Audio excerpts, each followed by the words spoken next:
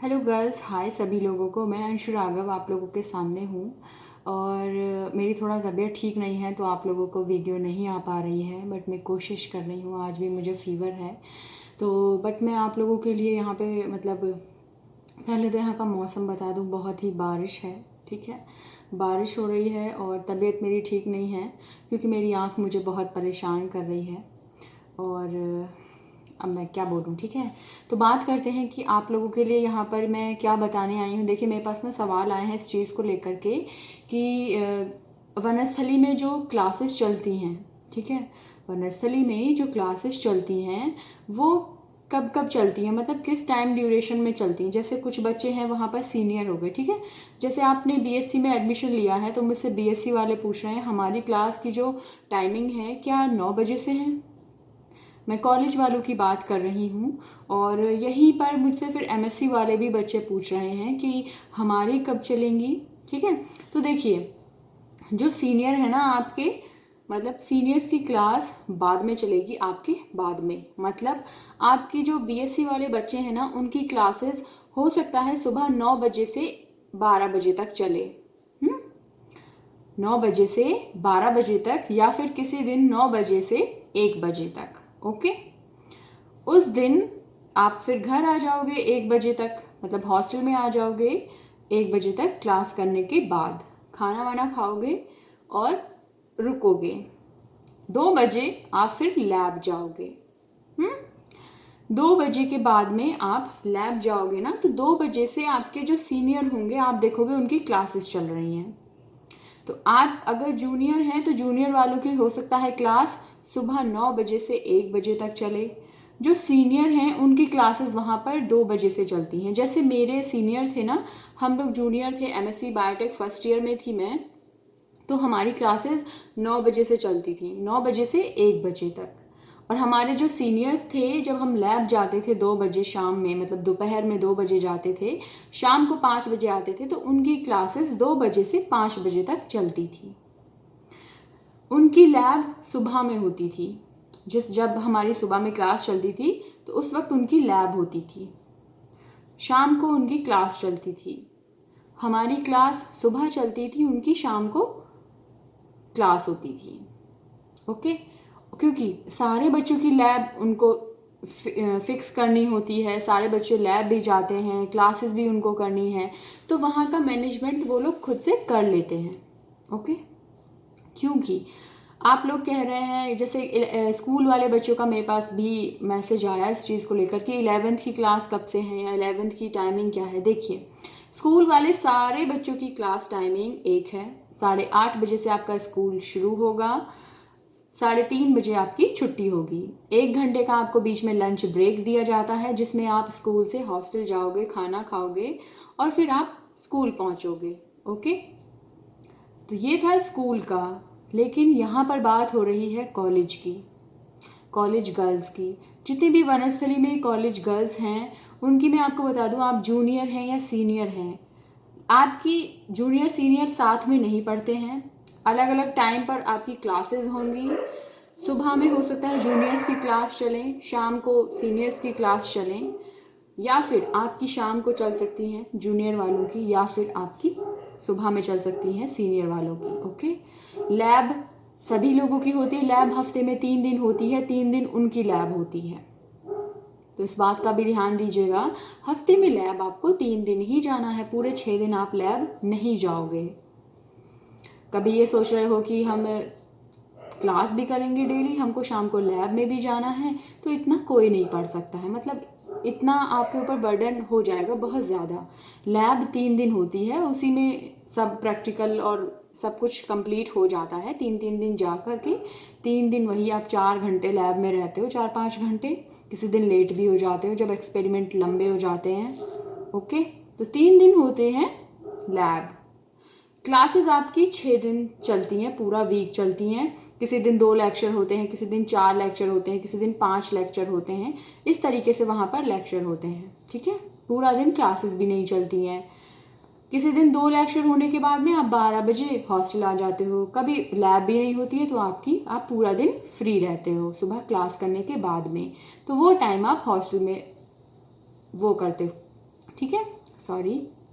उसके बाद में यदि आप एक दो सवाल ऐसा भी है कि क्या कोर्स वाली जो क्लासेस हैं क्या वो डेली होती हैं? नहीं, डेली नहीं होती। वो भी क्लासेस हफ्ते में 3 दिन होती हैं या फिर 4 दिन होती हैं और शाम में होती हैं, शाम के 7 बजे के बाद में। कोई भी कोर्स करना हो आपको, कोई भी डिप्लोमा कोर्सेज करना हो, वो शाम में ही क्लासेस चलती हैं। जो एक्स्ट्रा जो वहाँ पे करिकुलर एक्टिविटीज़ हैं वो दिन में होती हैं। ओके, दिन में उनकी अलग अलग टाइमिंग होती है, तो आप उनको उनमें पार्टिसिपेट अपनी मर्जी के अनुसार कर सकते हैं। अगर आपका मन है तो आप ज्वाइन कर सकते हैं, अगर आपका मन नहीं है तो आप ज्वाइन नहीं कर सकते हैं। ज़्यादा लंबा प्रोसीजर नहीं होता है, आपको वहाँ पे जाना है, नाम लिखवाना है अपना और अपनी आईडी पासवर्ड जो होते हैं, मतलब आपको अपनी आईडी देनी है, हॉस्टल नेम देना है, यही सब प्रोसेस होता है। और सवाल है कि जो हमारी क्लासेस होंगी, क्या टीचर्स? जी हाँ, टीचर्स आपके और सीनियर के सेम ही होते हैं। कुछ टीचर्स चेंज हो सकते हैं, एक दो, जैसे कुछ टीचर होते हैं जो सीनियर्स की बुक, क्योंकि वहाँ पर बहुत टीचर्स हैं, तो डोंट वरी, आपको ऐसा कुछ भी वो नहीं होगा। अगर आपकी सुबह में क्लास होंगी तो शाम को आप फ्री होंगे, क्योंकि हफ्ते में लैब 3 दिन होती है, कोई भी स्टूडेंट हो किसी भी कोर्स का। ओके, ये है। बाकी फ़ीस को लेकर के सवाल जवाब आ रहे हैं बहुत सारे। और देखिए, जिनका एडमिशन इस साल नहीं हुआ है ना, उनके लिए जनवरी से फॉर्म आ जाता है वनस्थली का, वनस्थली विद्यापीठ, तो आप फॉर्म फिल कर सकते हैं। उसको पूरा भरिए, भेज दीजिए, सारी डिटेल उसमें फिल कर दीजिए। कुछ दिक्कत हो तो मुझसे पूछ लीजिएगा। और आप वही मई में उसका एंट्रेंस होता है, अगर आपका एंट्रेंस उसमें लिखे, क्योंकि कुछ कोर्सेज का एंट्रेंस है, कुछ का मेरिट लिस्ट पे होता है। ओके, कुछ जो स्कूल वाले बच्चे हैं उनका वैसे होता है कि 12th 10th 11th में एडमिशन होना है तो 10th की मार्कशीट के बेस पे होता है। ओके, यदि 10th में एडमिशन या 11th में एडमिशन चाहिए तो 10th की मार्कशीट के बेस पे, 10th में एडमिशन चाहिए तो 9th की मार्कशीट के बेस पे। ठीक है, उसके लिए आपको उसका एप्टीट्यूड टेस्ट देना होगा, जो पिछली क्लास का आपको पढ़ना पड़ेगा, Hindi, English, math. Okay, 9th का आपको टेस्ट, 9th में एडमिशन लेना है तो आपको 8th क्लास की Hindi, English, math NCERT book पढ़नी होगी। उसी में से कुछ कुछ क्वेश्चंस आते हैं, ज़्यादा लंबा एप्टीट्यूड टेस्ट नहीं आता है, आप अच्छे से कर लेंगे। प्लस कुछ कह रहे हैं कि हमको 9th क्लास, वहाँ पे जो हॉस्टल में है 9th क्लास की लड़कियाँ क्या क्या ले जाती हैं। तो देखिए, मैंने ना स्कूल गर्ल्स के लिए अलग हॉस्टल इसेंशियल डाले हैं और कॉलेज गर्ल्स के लिए अलग हॉस्टल इसेंशियल वाली वीडियो डाली है, तो आप प्लीज़ वो ज़रूर देखें। आपको बहुत सारा आइडिया मिलेगा लेने के लिए कि हम क्या ले जाएं क्या ना ले जाएं, क्योंकि वहाँ पर जब आप पहली बार जाओगे तो आप एक दायरे में फिक्स हो जाओगे कि आपको वहीं से सब कुछ लेना है, आप बाहर नहीं जा सकते हैं, तो आपको जिस रेट में मिलेगा आपको उस रेट में ही लेना पड़ेगा। तो आपके लिए थोड़ी आसानी हो जाएगी, थोड़ा आपका बजट अच्छा रहेगा, बाहर से ही ले लीजिएगा। मतलब बाहर से आपको चीज़ें आसानी से बहुत सारी और बहुत कह लीजिए वैरायटी आप देख सकते हो, तब सेलेक्ट कर सकते हो अपने अनुसार, आप अपने बजट के अनुसार चीज़ें ले सकते हो। लेकिन वहाँ पर आपको वहीं से सारी चीज़ें लेनी है तो वो तो आपको हमेशा लेनी है, लेकिन अभी जब आप जाएं तो बाहर से ही, घर से ही लेकर के जाइएगा अपनी। कुछ कह रही हैं कि क्या हम वहाँ पर साइकिल ले सकते हैं? यस, आप लोग साइकिल ले सकती हैं, आप साइकिल ले सकती हैं। जितने साल आपको वहाँ रुकना है उसको चलाइए, अगर लाने का मन नहीं है तो उसको आधे रेट पर आप वहीं पर बेच कर भी आ सकती हैं। जिनसे आप खरीदे थी ना, जिनसे आप यहाँ खरीदोगे उनको आप बेच कर भी आ सकती हैं आधे दाम में। ओके, तो आपको लाने की भी ज़रूरत नहीं है कि आपने साइकिल खरीद लिया तो आप लेके आओ। यदि आपके पास साधन है, यदि आप अपनी साइकिल को लाना भी चाहती हैं तभी भी आप ला सकती हैं, या फिर आपके पास बजट नहीं है तो आप वहाँ से सेकंड हैंड साइकिल भी खरीद सकती हैं, जो पुरानी लड़कियाँ दे जाती हैं, वो साइकिल्स भी वहाँ पर मिलती हैं, नई भी मिलती हैं, पुरानी भी मिलती हैं। ओके, क्योंकि कभी कभी डिपार्टमेंट बहुत दूर दूर पे हैं और धूप भी बहुत होती है तो लड़कियाँ साइकिल लेती हैं, तो इन चीज़ों का आप ध्यान दीजिएगा।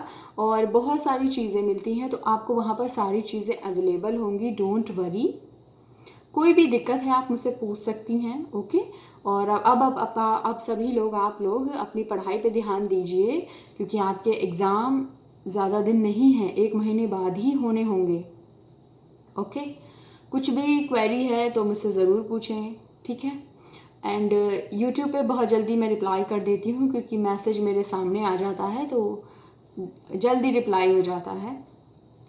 एंड और भी बहुत सारे मैसेजेस थे।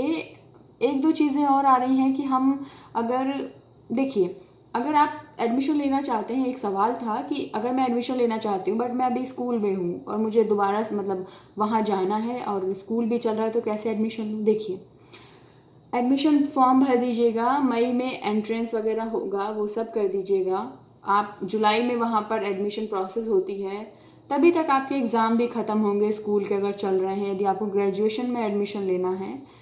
और यदि आपका रिज़ल्ट अवेटेड है या रिज़ल्ट आने में टाइम है, तो वो सब उसके ऑप्शन होते हैं कि आप बाद में उसको मार्कशीट दे सकते हो, रिज़ल्ट को अवेटेड में लिख सकते हो। ओके, तो बहुत सारे ऑप्शन होते हैं, ये सब आप कर सकते हो अगर आपको लेना है तो।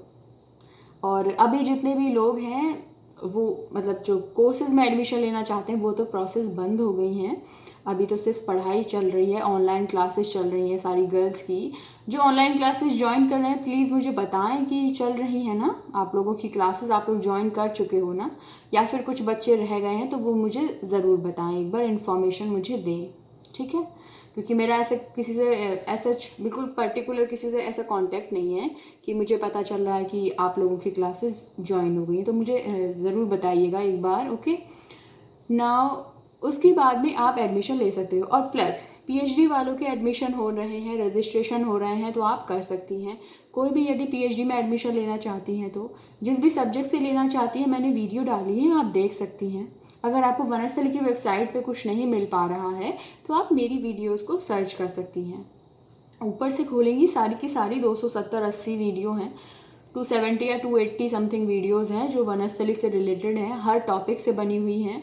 कुछ थ्योरी वाली हैं, कुछ मैंने बोली हैं, बताई हैं, तो आप देख लीजिए और आपको समझ में आएंगी, ठीक है। कुछ भी डाउट लगता है तो प्लीज़ मुझसे पूछ लीजिएगा।